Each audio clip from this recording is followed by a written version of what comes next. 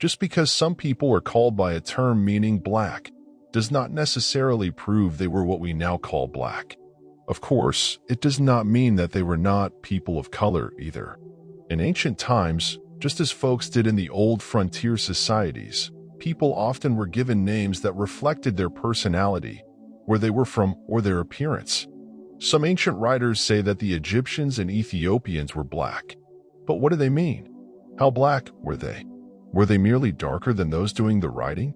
The wall paintings and hieroglyphics of the ancient Egyptians and Ethiopians picture some people as black in color. But this was a highly stylized art form and may have nothing to do with their actual skin color. Some black people are much fairer in skin color than some we classify as Caucasians.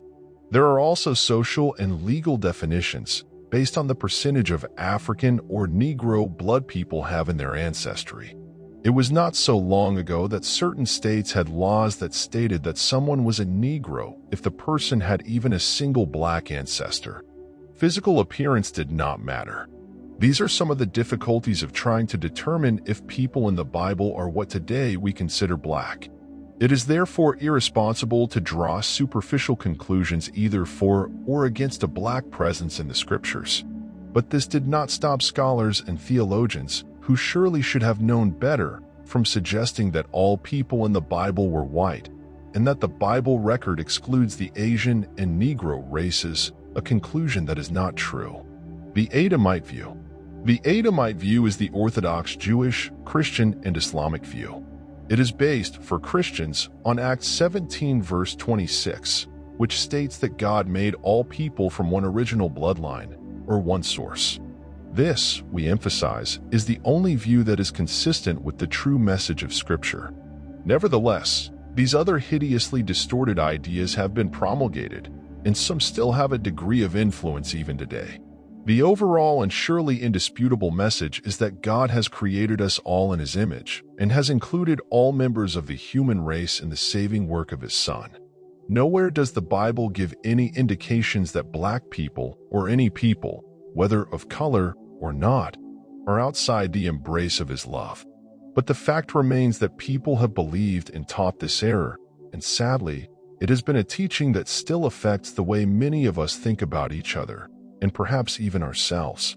The Bible does not focus on skin color as any form of criterion. All have sinned, all have fallen short of the glory of God, and all are recipients of His grace through Jesus Christ. There is a strong tradition that some of the descendants of Noah through his son Ham were black.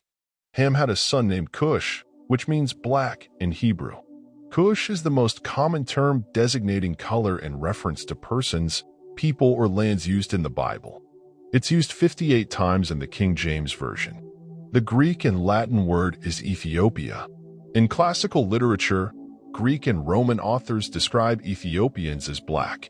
Archaeology has found these people to be black. In the book of Jeremiah, the question is asked, can the Ethiopian change his skin? Genesis 10 verses 6 to 20 describes the descendants of Ham as being located in North Africa, Central Africa, and in parts of Southern Asia. Psalm 105 verse 23 mentions the land of Ham in Egypt, and Psalm 78 verse 51 connects the tents of Ham with Egypt. In Genesis 10, Nimrod, son of Cush, whose name means black, founded a civilization in Mesopotamia.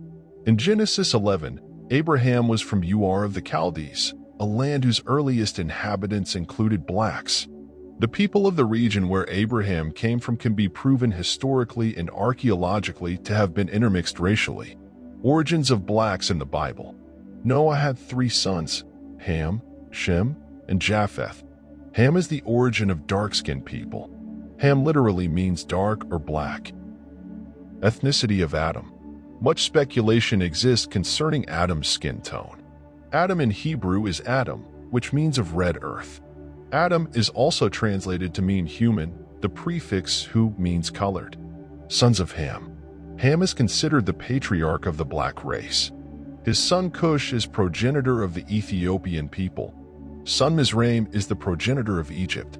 The descendants of Ham's son Phut live in modern-day Libya. Ham's youngest son is Canaan. Canaan is the one who was cursed by Noah. His descendants are in the present-day Palestine.